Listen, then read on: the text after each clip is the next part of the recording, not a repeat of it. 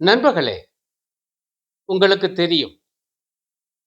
ராஜராஜ சோழன் காலத்திய அந்த ஆனைமங்கல செப்பேடு, அது ஹாலந்து, நெதர்லாந்து தேசத்திலே இருந்தது. அங்கு லெய்டன் பல்கலைக்கழக அருங்காட்சியகத்திலே இருந்தது. அது இப்பொழுது இந்தியாவிடம் ஒப்படைக்கப்பட்டுள்ளது. இது ஒரு நல்ல விஷயம். இதை நீங்கள் அறிவீர்கள். ஆனால் உங்களுக்கு தெரியுமா? சோழ பேரரசர்கள் பல செப்பேடுகளை தந்திருக்கிறார். தஞ்சை பல்கலைக்கழகம் சோழர் செப்பேடுகள் என்று ஒரு பெருநூலை வெளியிட்டிருக்கிறது.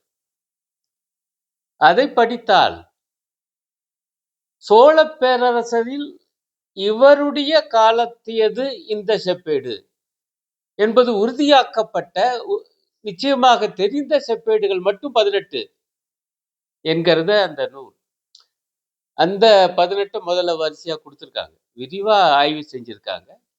பிறகு வேறு சில செப்பேடுகளும் இருக்கு, அதுவும் தந்திருக்காங்க. இந்த 18 செப்பேடுகள் நமக்கு ரொம்ப நிச்சயமானது, இந்த பேரரசு தந்ததுதான் இது அப்படின்னு. இதுல ஒரு முக்கியமான செய்தி என்னன்னா, இந்த 18 செப்பேடுகளுடைய நோக்கம் என்ன, அவற்றினுடைய கருப்பொருள் என்ன, எதற்காக இந்த செப்பேடுகள் தரப்பட்டன இந்த சோழ மாமன்னர்களால், அத ஒரு மாதிரி தொகுத்து முன்பகுதியிலேயே கொடுத்திருக்காங்க.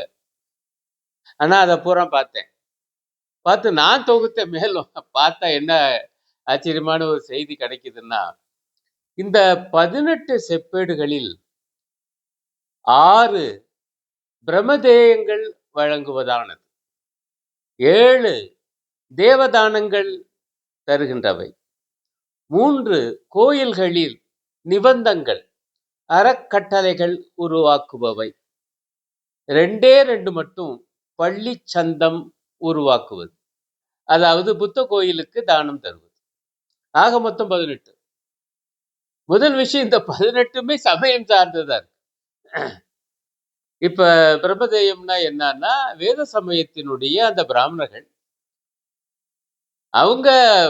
அவங்களுக்கு தருகிற அந்த ஊர் பெயரே சதுர்வேதி மங்கலம்னு தான் பல இதுல வருது.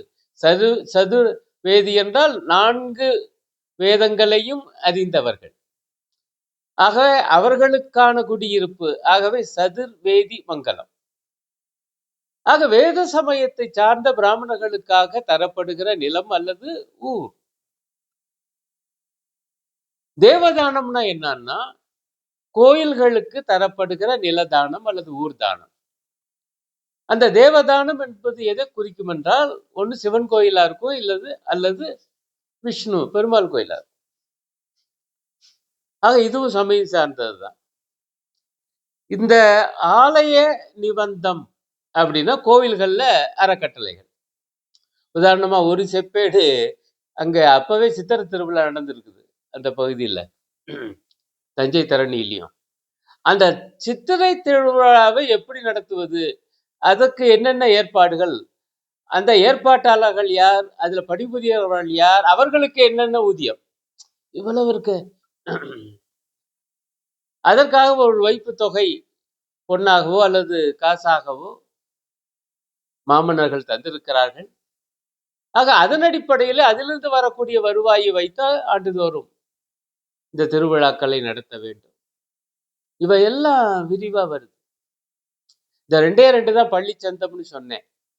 அது நாகப்பட்டினத்துல உருவாக்கப்பட்டிருந்த, அதுவும் ஸ்ரீவிஜயம் மற்றும் கடாரம் அந்த பகுதியை சார்ந்த ஒரு மாமன்னர், அவருடைய வேண்டுகோளுக்கு அடிப்படையில அந்த ஆனைமங்கல செப்பேடு தரப்பட்டது. அது எப்படின்னா, அவர் அங்க புத்த விகாரை கட்டிட்டாரு. அதை பராமரிப்பதற்கு வருவாய் வேணும்ல, அதற்காக ஒரு ஊரை கேட்கிறாரு. அதுதான் ஆனைமங்கலம். அந்த ஆனைமங்கலத்தை தானமாக ராஜராஜன் தருகிறார். பிறகு அதை செப்பேடாக ராஜேந்திரன் உறுதி செய்யறான். ஆக இவை எல்லாமே பார்த்தீங்கன்னா சமயம் சார்ந்ததாத்தான். எனக்கு என்ன சந்தேகம் வந்துச்சுன்னா, செப்பேடுகள் என்றாலே சமயம் சார்ந்தவை தானா, சமயம் சார்ந்த விஷயங்கள் தான் அதி முக்கியமானவை என்று அவை மட்டுமே செப்பேட்டில் பதியப்பட்டனவா, அல்லது சமய சார்பற்ற விஷயங்களும் செப்பேடுகளில் பதியப்பட்டு, ஆனால் அவை புதைந்து போயினவா? நமக்கு கிடைக்கவில்லையா? எனக்கு தெரியவில்லை. அது கிடைக்காத காரணத்தினாலேயே அன்றைக்கு இல்லை என்று என்னால் முடிவு கட்ட முடியவில்லை. ஆனால் கிடைச்சது பூராமே இந்த 18ம் எல்லாமே சமயம் சார்ந்ததாத்தான் இருக்கு. இப்படி ஒரு வினோதமான ஒரு செய்தி நமக்கு ஒரு பெருவட்டா அத பார்த்தாலே நமக்கு தெரியும். இப்ப அந்த நூல நானு படித்துக் கொண்டு இருக்கிறேன். இப்ப சிரமமா இருக்குது. ஏனால் அம் அந்த செப்பேடுகள் பூரா குடுத்து, அது அது அது அந்த காலத்து மொழியில இருக்கு. அதற்கான விளக்கங்கள்லாம் பிரமாதமாக தஞ்சை பல்கலைக்கழகத்தார் அந்த நூலை உருவாக்கியிருக்காங்க. ஆனா எடுத்த எடுப்பிலேயே நமக்கு என்ன தெரியுதுன்னா, முக்கியமான செப்பேடுகள் எல்லாமே முதல் பகுதி சமஸ்கிருத மொழியில இருக்கு. 2வது பகுதி தமிழ்ல இருக்கு. நான் யோசிச்சேன். சோழ பேரரசு காலத்திலே ஒரு இருமொழி கொள்கை இருந்திருக்கியா அரசாங்கத்துக்கு? அது என்ன கொள்கை? ஒண்ணு சமஸ்கிருதம், இன்னொன்னு தமிழ். இப்படி ஒரு இருமொழி கொள்கை இருந்திருக்கு. அதனால தான் செப்பேட்ல 2 மொழியிலயும் எழுதியிருக்காங்க. 1. 2வது நீங்க பார்த்தீங்கன்னா, அந்த சமஸ்கிருத பகுதிக்கெல்லாம் அழகான தமிழாக்கம் குடுக்கப்பட்டிருக்கு அந்த பெரு நூல்ல. அத படிச்சு பார்த்தா, இந்த சோழ பேரரசுகளுடைய பரம்பரை எங்க ஆரம்பிக்குதுன்னா, புராண காலத்துக்கு போயிடுறாங்க. அது பிரம்மா, மனு அல்லது அந்த காலத்து முனிவர்கள், வேத காலத்து முனிவர்கள், காசியப்பர் அதுக்கு இதுன்னு ஆரம்பிச்சு, அங்கிருந்து வந்து, அப்புறம் சங்ககால சோழர்கள் அவங்களுக்குள்ள வந்து கடைசியாக விஜயாலயன் என்ற நம்முடைய சோழ பேரரசை உருவாக்கின பிற்கால சோழர்கள் என்ற இந்த பரம்பரைக்குள்ள வந்து கடைசியா இப்ப எந்த ராஜா இந்த செப்பேடை உருவாக்குறாரோ அவர் பேரு. உதாரணமா ராஜராஜன்னா ராஜராஜன், அவருடைய கீர்த்தி. இது பூராமே சமஸ்கிருதத்துல இருக்கு. பிறகு கடைசி பகுதியில பாத்தீங்கன்னா சமஸ்கிருதத்துல இந்த செப்பேட்டினுடைய நோக்கம் சுருக்கமா இருக்கும்.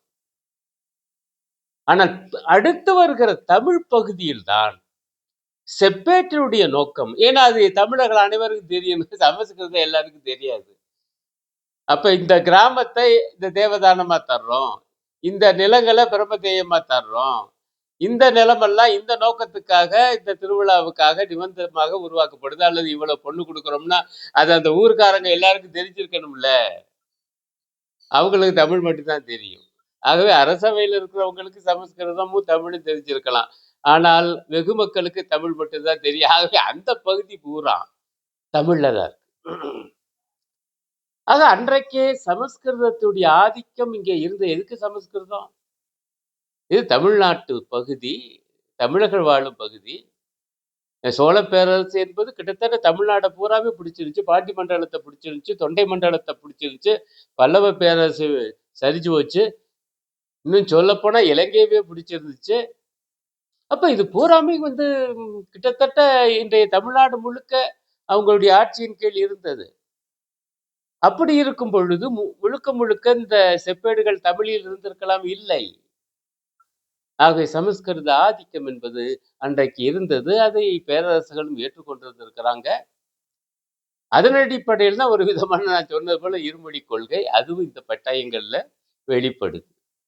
இன்னும் உள்ள போக போக இன்னும் நிறைய விஷயங்கள் நிச்சயமாக தெரியக்கூடும். அன்றைக்கு இருந்த நில உடைமை முறைமை, வரி விதிப்பு முறைமை, இதெல்லாம் அப்படி போற போக்குல வருது. பட் ஆனால் அதெல்லாம் நான் இன்னும் ஆழமாக படிக்க வேண்டியிருக்கு. ஆனா படிச்ச வரைக்குமே சோழ பேரரசு காலத்துல இந்த செப்பேடுகளுடைய தன்மை எப்படி இருந்தது என்பதை என்னால் வந்து உள்வாங்க முடிந்தது. இதை உங்களுக்கு சொல்லணும் என்பத காரணத்தினால்தான் நான் இந்த வீடியோவை வெளியிட்டிருக்கிறேன். இதே போன்ற வீடியோக்கள் தொடரும்.